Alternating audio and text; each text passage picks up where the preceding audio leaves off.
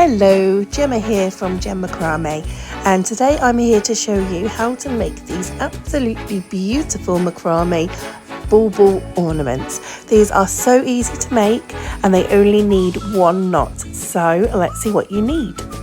First of all, you're going to need a little wooden ring. This one I've got here is 5 centimeters wide. You can get these from Amazon, or you can even use some old curtain rings. Whatever you've got to hand is absolutely fine. You're also going to need some string. So today I am using a 3mm single twisted cord, which is a lovely red colour. I've also got some nice embellishments that you can add as well. I've got these lovely wooden ones that I've got. You can use an acrylic marker to colour them in, make them look really pretty. And these are readily available in all sorts of craft stores such as Hobbycraft and The Works, or even Amazon. You're also going to need a measuring tape, some scissors, and also some decorative beads if you want to add one at the top. My favourite are these gold ones.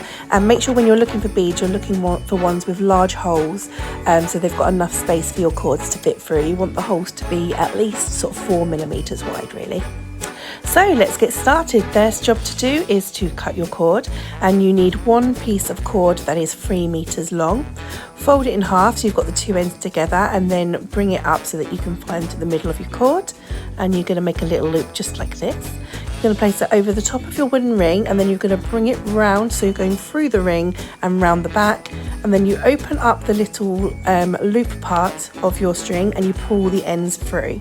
This is going to attach your string to your wooden ring, and this is called a lark's head knot. And what we're going to do is we're actually going to use each side of your string, and we're going to go up around one side, and up the other side, and this is going to be a vertical lark's head knot. So we're starting with the string on the right, and what I'm going to do is I'm going to start by putting the string through the middle from front to back of my wooden ring. And as you can possibly see there, I've left a little loop at the front. I'll show you why in just a second. So I've pulled it all the way through, and then I'm going to pull the string back through the loop and pull it tight. There we go. So that's the first part done. And now to finish this knot, I'm going to now come from behind the wooden ring. So we're coming from behind, pulling the string all the way through. And again, you've got a little loop there that's been left. Put your string through the loop and pull tight, and that is another lark's head knot done. So as I said, this is a vertical lark's head knot. This is how we tie several lark's head knots next to each other.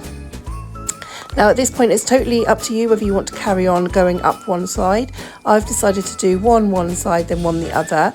So again, we're putting the left hand string now through the middle of our wooden ring from the front. So we're going forwards through the wooden ring, and we're leaving a little loop at the front to pull it back through. Mine's gone tighter, but that's okay. Just pull it back through again a little bit.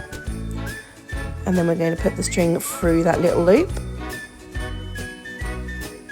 And we're going to pull tight. So we've gone forwards, so now we have to go back. So we come behind the wooden ring, pull it through, and again leave a little loop at the front there so you can tuck the string into it and pull through. And there we go. And obviously if you want to, you can keep rewinding this video so that you can watch that in slow motion as much as you want. Take your time with it, keep practicing. I'm going to speed up the rest of the video so that you're not having to sit here watching me make every single knot. One thing I would mention is while you are doing the knots, just make sure that you are pulling the string nice and tight, and also squeeze the knots together as well so that you can sort of try and cover as much of the wooden ring as you can, and then you can use as much of the string to make as many knots as you can as well.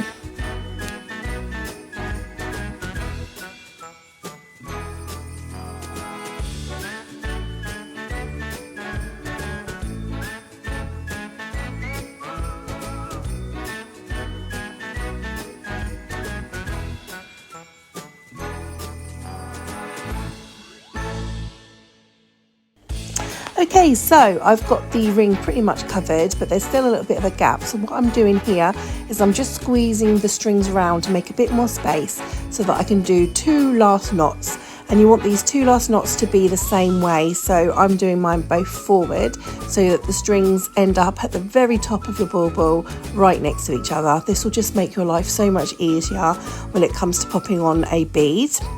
So there we go, that is all complete, and then you can give it a little shape, move your strings around, make sure you're happy with it, and you are done and ready to decorate.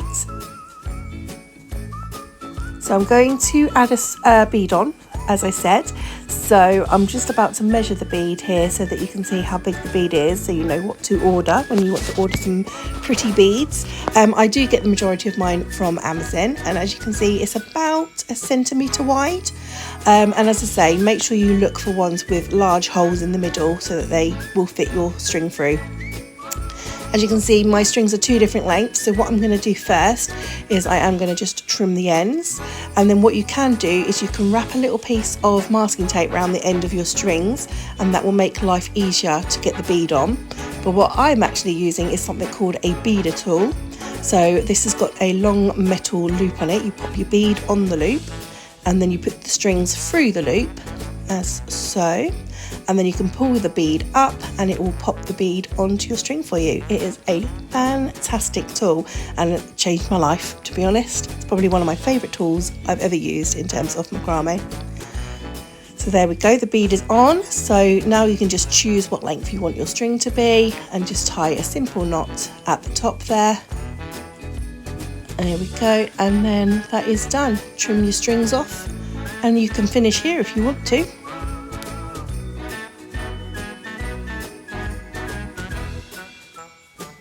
So as I said at the beginning, you can add some lovely embellishments to your decoration. So this time I'm using some all-purpose glue. This one's a really, really good one, definitely recommend. Very good for sticking things on fabric. And I'm just using a simple white wooden snowflake to stick onto my ornament. But you can use all sorts of things. You can use tinsel, you can use ribbons, you can use wooden ornaments, whatever you want to use, stick it on there. They look beautiful. Hope you enjoyed this tutorial. Thank you.